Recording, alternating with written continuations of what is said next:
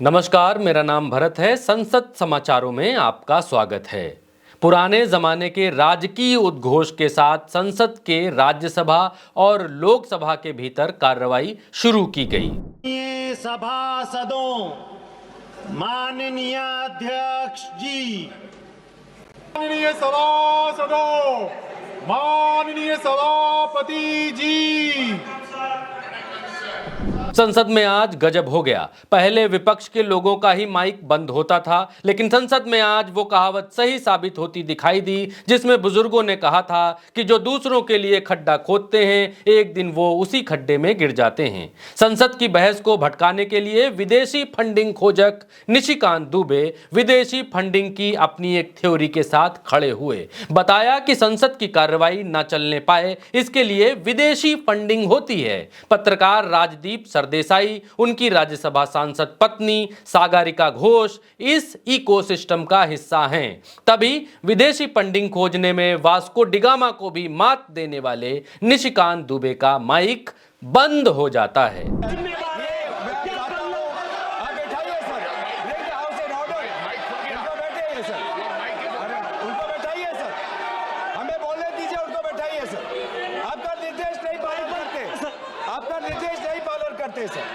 आपका निर्देश नहीं पालन करते। निशिकांत दुबे ने माइक बंद होने की शिकायत की तो आनन फानन में माइक खुलवाया गया। उसके बाद निशिकांत दुबे बिना सिर पैर की अपनी तकरीर को आगे बढ़ाते हुए दिखाई दिए। पत्रकारों पर आरोप लगाना निशिकांत दुबे की प्रैक्टिस का हिस्सा है। इससे पहले उन्होंने रोहिणी सिंह और दूसरे पत्रकारों पर चीनी फंडिंग का मनगढ़ंत आरोप लगाया था। 30 करोड़ लोगों को माननीय प्रधानमंत्री जी ने बचाया। जैसा ही वैक्सीन का मामला आएगा ब्राजील ने हमको रोक दिया, उसी तरह से सागरिका घोष ट्वीट करेंगे, राजदीप सरदेसाई ट्वीट करेंगे और ये पार्लियामेंट में हो जाएगा।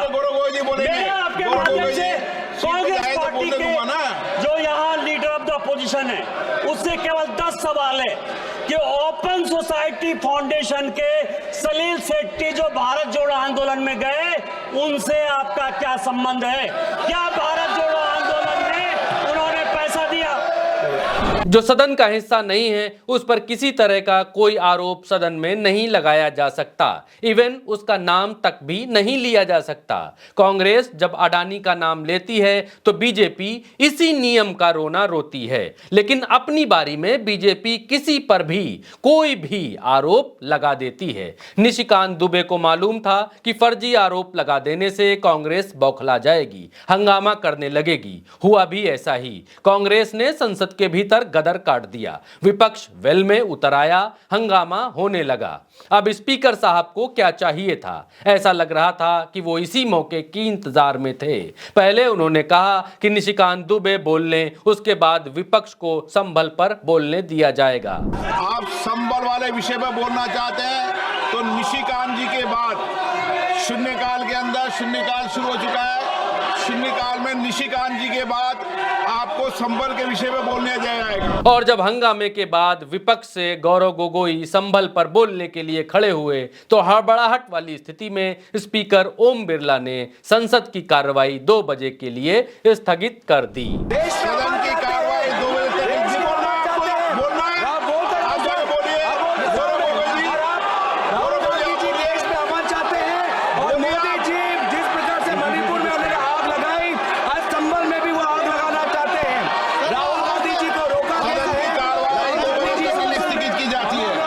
दो बजे संसद की कार्रवाई दोबारा से शुरू हुई। इस बार चेयर पर स्पीकर ओम बिरला की जगह पीठासीन अधिकारी जगदंबिका पाल आए। उन्होंने संसदीय कार्य मंत्री किरण रिजिजू को बोलने के लिए कहा। किरण रिजिजू ने कहा कि रंग बिरंगे कपड़े पहनकर विपक्ष आ गया है, ये ठीक नहीं है। रंग बिरंगे कपड़े से उनका मतलब उस स्टिकर से था जो कांग्रेस के सांसद अपनी पीठ पर लगा कर आए थे, जिसमें मोदी अडानी एक हैं तो सेफ है लिखा हुआ था। ये कैसे लिखा गया वो आगे बताएंगे, लेकिन पहले रिजिजू जी को सुन लीजिए। स्पीकर साहब ने कहा था कि उनका भी मुद्दा सुनेंगे और इस तरफ का भी मुद्दा सुनेंगे, लेकिन उन्होंने रंग बिरंगे कपड़े पहन करके संसद के अंदर आया।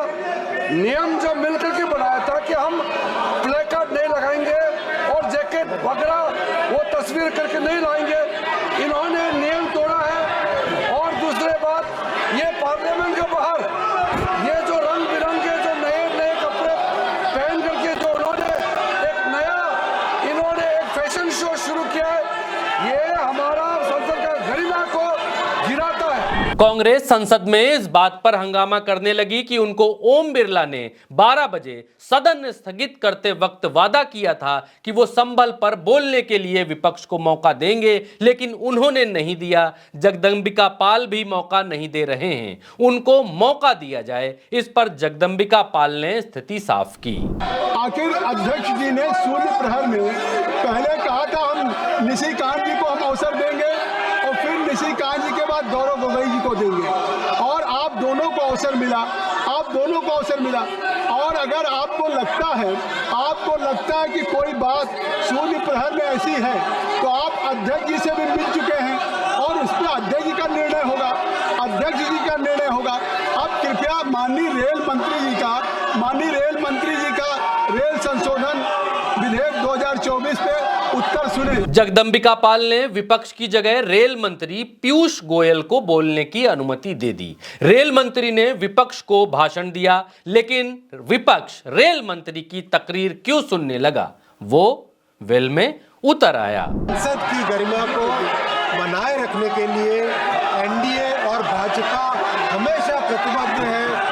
विपक्ष के इस तरह के व्यवहार के बजाय संसद की गरिमा हमेशा भारतीय जनता पार्टी बनाए रखती है और हमेशा ही संसद में एक सकारात्मक, एक कंस्ट्रक्टिव डिस्कशन। माननीय रेल मंत्री जी बोल रहे हैं, आप कृपया इधर आ जाए।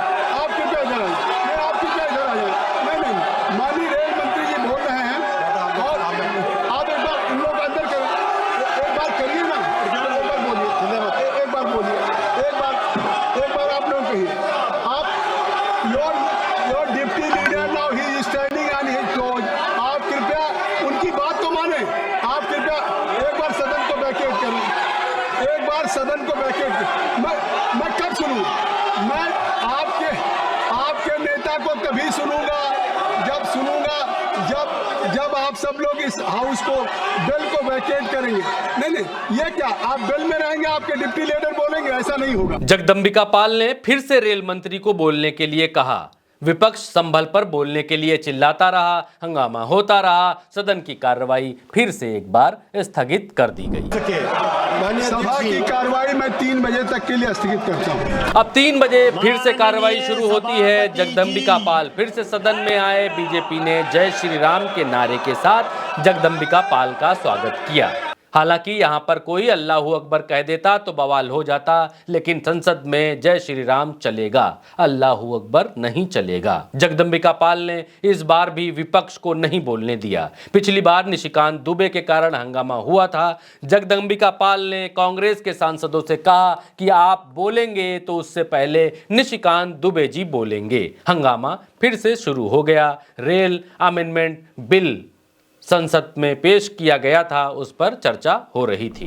आप सुन लीजिए गौरव जी, सुन लीजिए। आपको बोलना होगा तो पहले निशिकांत जी बोलेंगे, तो ऐसा नहीं होगा। तो उन्होंने बात नहीं पूरी, फिर आप करेंगे, तो ऐसा कैसे होगा? जगदंबिका पाल ने विपक्ष को संभल पर नहीं बोलने दिया। बोले विपक्ष के लोग रेल अमेंडमेंट बिल पर रेल मंत्री जी को नहीं सुनना चाहते हैं और संसद को शुक्रवार तक के लिए स्थगित कर दिया गया। तो सभा की कार्रवाई शुक्रवार दिनांक 6 दिसंबर 2024 को प्रातः 11 बजे तक के लिए स्थगित की जाती है। संसद में काम नहीं तमाशा हो रहा है। विपक्ष अगर संभल पर बोल लेता तो आफत नहीं आ जाती, संसद चलती रहती, लेकिन ना स्पीकर कम है ना ही विपक्ष। दोनों के हट के आगे जनता का पैसा बर्बाद हो रहा है।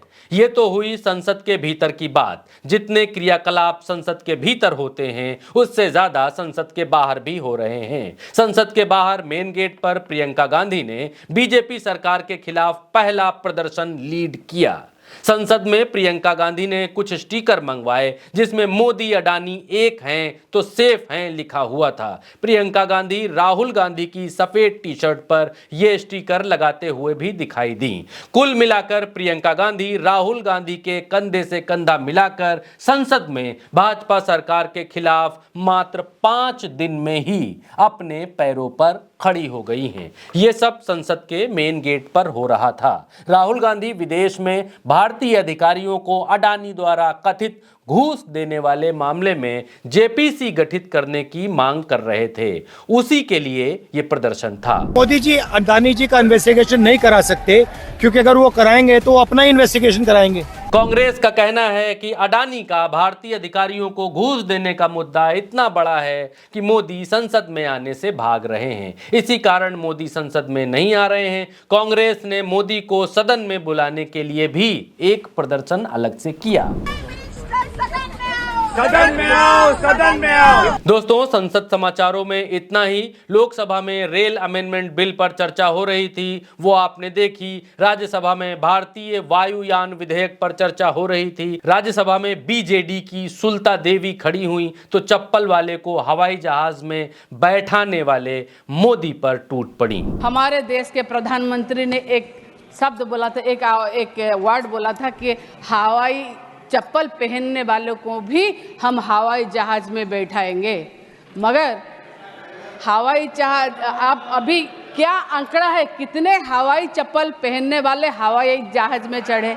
क्योंकि सुनिए आप कितना भी चिल्लाइए, जो सच है, अभी ब्रिजलाल ने बोला कि हवाई चप्पल वाले हवाई जहाज में बैठेंगे प्रधानमंत्री बोले थे।